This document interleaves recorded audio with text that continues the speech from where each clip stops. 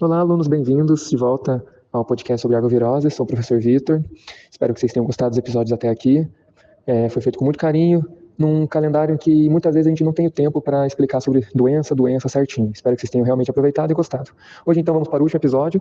Eu estou aqui com um colega da época de faculdade, o Felipe Eduardo, que hoje em dia trabalha no Volbito do Brasil. E aí, Felipe, tudo bem contigo?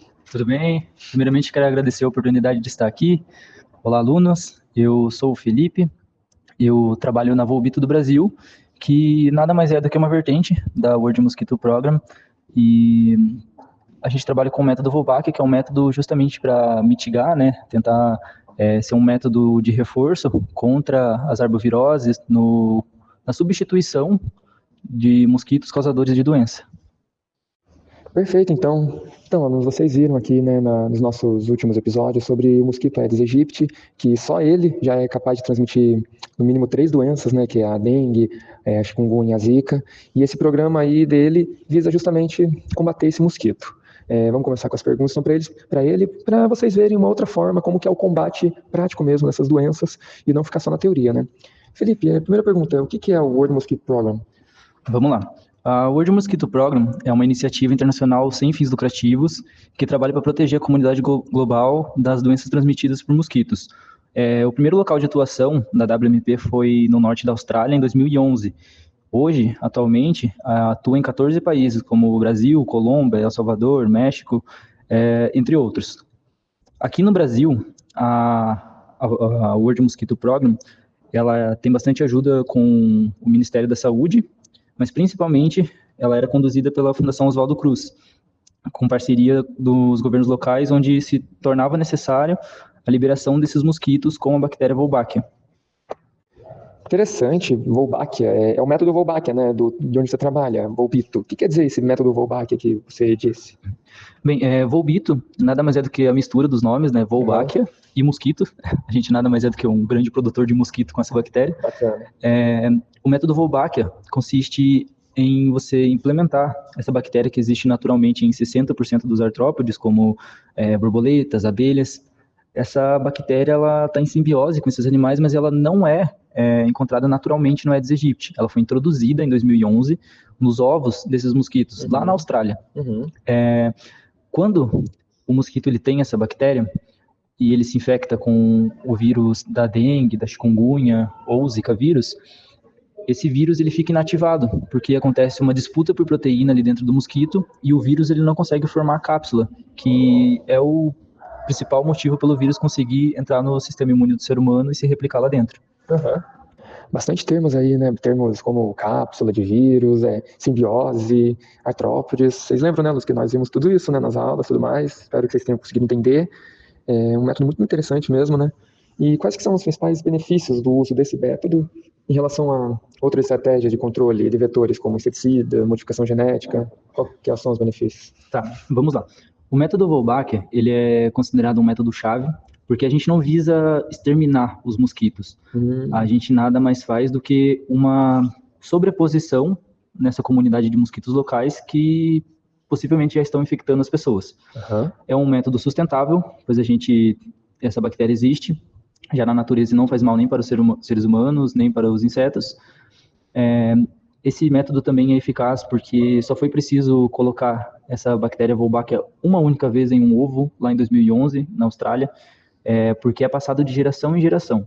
Então, se torna um método sustentável também por não gastar muitos recursos, e é um método eficiente, pois assim que esses mosquitos com a bactéria Wolbachia é solto no ambiente onde tem os outros mosquitos que podem transmitir a doença, eles vão cruzar entre si a prole que for gerada. Se for de uma mãe que não tem a Wolbachia, ela vai gerar ovos inférteis, que não vão eclodir novos mosquitos com vírus ou a bactéria. Se for uma fêmea sem a Wolbachia e cruzar com um macho com a Wolbachia, esses ovos vão eclodir e vão nascer novos mosquitos, ali, novas larvinhas, com a bactéria já dentro do seu organismo. Eles vão pegar o vírus, né? Isso, então a pretensão é que toda aquela população local seja substituída por mosquitos com a bactéria, sendo um método bem promissor, mas é válido lembrar também que não é um método fixo, ele é um método complementar. Ainda assim, a World Mosquito Program e a Volbito do Brasil trabalham com educação ambiental, indo até a população, alertando sobre os outros riscos, como água parada, pneu jogado, virar as garrafas. Aquelas coisas que a gente vê em aula. Esses outros métodos. E referente a por que esse método também é bastante utilizado, vale lembrar que o mosquito que transmite é uma fêmea. A fêmea ela precisa do sangue humano para poder maturar esses ovinhos, então ela que é a causadora que é o vetor da doença. Já os machos, eles são polinizadores. Então, é igual aquela história lá, se você acabar com todas as abelhas do mundo, o ser humano não existe mais porque vai faltar polinizadores. Verdade. O mosquito macho e a fêmea também, antes de chegar na primeira cópula, eles se alimentam de néctar de plantas, então também são grandes polinizadores. Tem importância ecológica. Então, esse método de modificação genética acaba destruindo essas populações de mosquitos, e o método do fumacê, ou controle de pragas, pode afetar outros insetos além dos mosquitos e causa esse desequilíbrio ecológico. Vocês verem, né, que por mais que o mosquito traga doenças pra gente e tudo mais, a gente tem que ver que ele é só um infectado também, que nem a gente. Ele só está lá se alimentando, vivendo sua vida, que por algum motivo levou a doença pra gente. Por isso que é importante esse método, porque não mata esses insetos, todos esses animais, e deixa com que eles ainda sirvam ecologicamente na natureza. Perfeito, então, Felipe. Já está chegando ao final já da nossa entrevista, nosso podcast aqui já está ficando comprido. E espero que vocês tenham entendido, né, pessoal, a importância de métodos inovadores como esses que visam auxiliar no combate contra essas doenças de uma forma sustentável que não afete o ecossistema, como as outras formas que nós estamos acostumados. E para fazer tudo isso, para ser criado todos esses projetos, essas ideias, precisa, claro, da ciência. E eu preciso perguntar para você, filho, você que trabalha nessa parte, tudo, como que é trabalhar com a ciência, tudo para os alunos aqui que talvez queiram entrar nessas áreas de ciências biológicas ou até outras áreas, na ciência em geral? O que você acha? Eu acho gratificante, muito trabalho árduo, é claro, né? Fora que a gente agora trabalha com método já com delineamento experimental completo, né? Mas para isso surgir, existiu lá no passado muitos estudos, muitos testes, muita dificuldade para poder se tornar um método mundialmente utilizado e reconhecido pelo Ministério da Saúde como padrão ouro, né, para evitar doenças de arboviroses. Chique. É um prazer poder trabalhar com ciência, porque justamente é essa ciência que é para a comunidade. A gente não faz ciência para produzir foguetes ou carros, a gente utiliza da ciência e da tecnologia para mitigar doenças que afetam as comunidades. Por exemplo, na África, durante o ano há muitos surtos de dengue, lá é um grande problema para eles as arboviroses, e ver que após o método ser implementado lá, esses números vêm cada vez mais diminuindo. Isso é o que faz ser gratificante trabalhar com isso e saber que aqui no Brasil esse método está se estabelecendo bem e que daqui a uns anos a pretensão é erradicar de vez essas doenças. Melhorar, né? Exato. Pô, bonito. A ciência tem que ser democrática, né? Tem que ser cidadã, não pode ser só para alguns gato pingado que querem o melhor do melhor, né? Tem que ser para o povo mesmo. Bonito mesmo, Felipe. E é isso. Você tem alguma coisa que você queira falar para esses alunos aqui e tudo? Caso eles queiram seguir?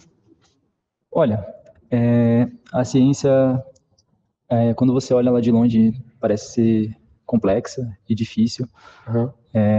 Tem todo um método por trás, mas para os alunos que pensam em seguir na área de ciências biológicas, você transforma a maneira como você vê o mundo, os animais, a maneira como você se relaciona com o mundo, e isso faz com que toda a dificuldade que você enfrente durante os processos científicos e afins valham a pena. Coisa boa. Falou pouco, mas falou bonito.